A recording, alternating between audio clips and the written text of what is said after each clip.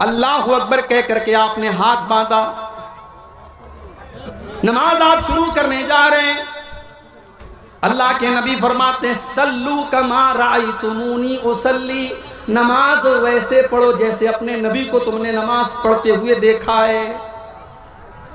جیسا طریقہ نبی کا تھا نماز کا، ویسے ہی طریقے پر ہمیں نماز پڑھنی ہے۔ اللہ کے رسول جب نماز پڑھتے تھے سینے پر ہاتھ باندھتے تھے، سب سے پہلے دعائے ثنا پڑھتے تھے، اللہم باعث بینی پڑھتے تھے، اعوذ باللہ پڑھتے تھے، بسم اللہ پڑھتے تھے، سورہ فاتحہ پڑھتے تھے۔ آپ نے یہ بھی فرمایا بغیر سورہ فاتحہ کے کوئی نماز نہیں ہوتی۔ آپ نے یہ بھی فرمایا جو سورہ فاتحہ نہ پڑھے فَهِيَ خِدَاجٌ فَهِيَ خِدَاجٌ، اس کی نماز ادھوری ہے، ادھوری ہے، ادھوری ہے، اس کی نماز پوری نہیں ہے، اس کی نماز پوری نہیں ہے۔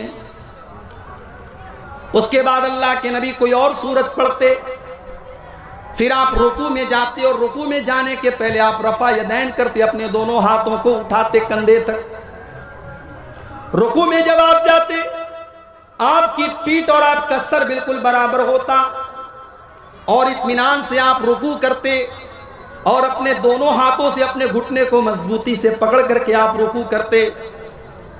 رکوع میں آپ نے بہت ساری دعائیں سکھائی ہیں، سب سے مشہور دعا ہے سبحان ربی العظیم۔ یہ دعا کم سے کم 3 بار پڑھنی چاہیے، اللہ کے رسول پڑھتے تھے۔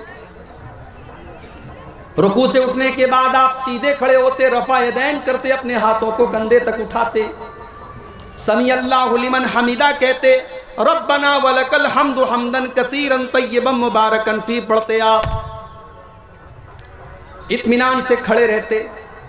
اس کے بعد آپ سجدہ کرتے اور سجدے میں جاتے وقت پہلے اپنے ہاتھوں کو زمین پر رکھتے، پھر اپنے گھٹنے کو بعد میں رکھتے۔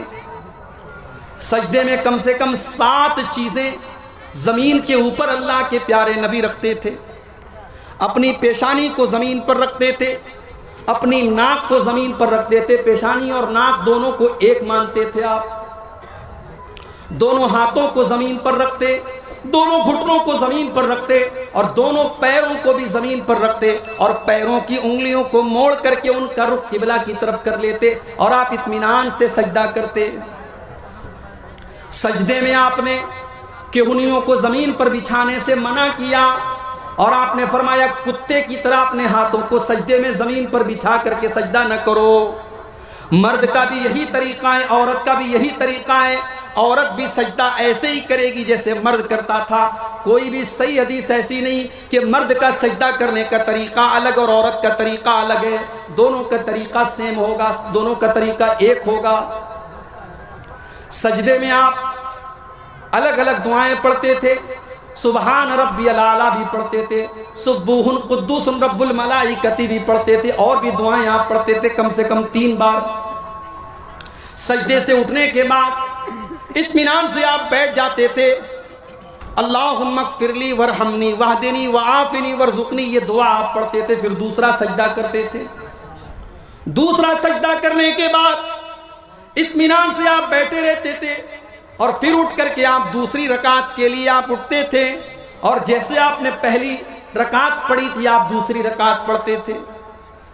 اگر وہ نماز 3 رکعت والی یا 4 رکعت والی ہوتی تھی، اللہ کے پیارے نبی 2 رکعت پڑھنے کے بعد التحیات پڑھتے تھے، اور التحیات میں جو حدیث سے جو چیزیں ثابت ہیں کہ التحیات کے شروع سے لے کر کے سلام پھیرنے تک آپ اپنی انگلی کو اٹھائے رہتے تھے۔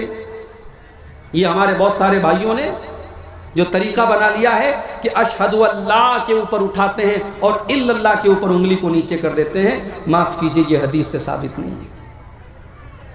پورے تشہد میں التحیات آپ نے جب سے شروع کی ہے، سلام پھیرنے کے ٹائم تک آپ کی انگلی ایسے اٹھی رہے گی۔ بیچ بیچ میں آپ تھوڑا تھوڑا انگلی کو حرکت دیں گے، جب درود شریف پڑھیں گے تب آپ حرکت دیں گے، درود شریف کے بعد کی دعائیں جب آپ پڑھیں گے تب آپ حرکت دیں گے۔ یہ حرکت دینا بھی اللہ کے رسول صلی اللہ علیہ وسلم سے ثابت ہے۔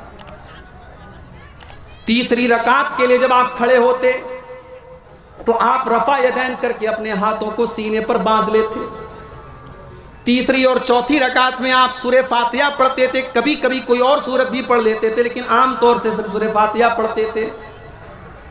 اور جب آپ نماز کے آخری تشہد میں بیٹھتے تھے تو اپنے بائیں پیر کو آپ داہنے پیر کے نیچے سے نکال کے اپنی کمر کے بل بیٹھا کرتے تھے اور اتحیات پڑھتے تھے. اتحیات کے بعد درود شریف پڑھتے تھے. درود شریف کے بعد آپ مختلف دعائیں پڑھتے تھے. اللہم انی ظلمت نفسی والی دعا بھی پڑھتے تھے. اللہم انی اعوذ بک من عذاب جہنم والی دعا بھی آپ پڑھتے تھے. اس کے بعد آپ السلام علیکم ورحمۃ اللہ، السلام علیکم ورحمۃ اللہ، داہنے اور بائیں طرف آپ سلام کرتے. یہ ہے اللہ کے رسول کی نماز کا طریقہ. اب کوئی اگر یہ کہتا ہے مولوی صاحب آپ نے طریقہ تو بتا دیا لیکن ہم تو اسی طریقے پر نماز پڑھیں گے جو باپ دادا سے ہم دیکھتے چلے آئے تھے. معاف کرنا میرے بھائی، اللہ تعالیٰ کے آپ سے یہ نہیں پوچھا جائے گا آپ کے باپ دادا کیسے نماز پڑھتے تھے. اللہ تعالیٰ کے یہاں یہ پوچھا جائے گا آپ کی نماز رسول کے طریقے کے مطابق تھی کہ نہیں تھی. اس لیے کہ اللہ نے اعلان کر دیا لَقَدْ كَانَ لَكُمْ فِي رَسُولِ اللَّهِ أُسْوَةٌ حَسَنَةٌ. او لوگو، جب میں نے اپنے رسول کو تمہارے لیے نمونہ بنا کر کے بھیجا ہے تو تم نے میرے نبی کے طریقے پر نماز کیوں نہیں پڑھی؟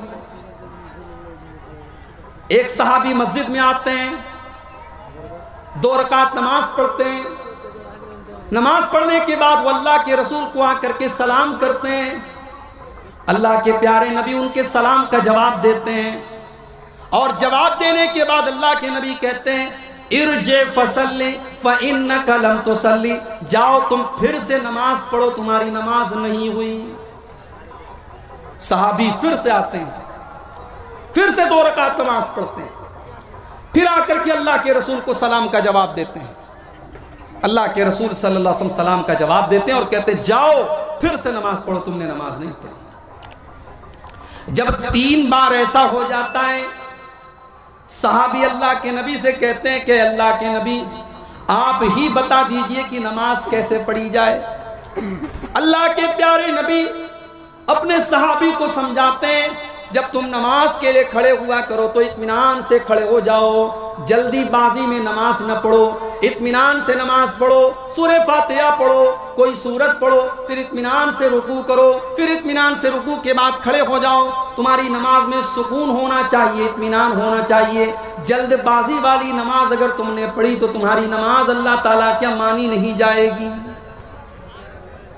میرے بھائیوں، اپنی نمازوں کا جائزہ ہم اور آپ لے لیں کہ ہماری نمازیں اللہ کے رسول کے طریقے کے مطابق ہیں کیا.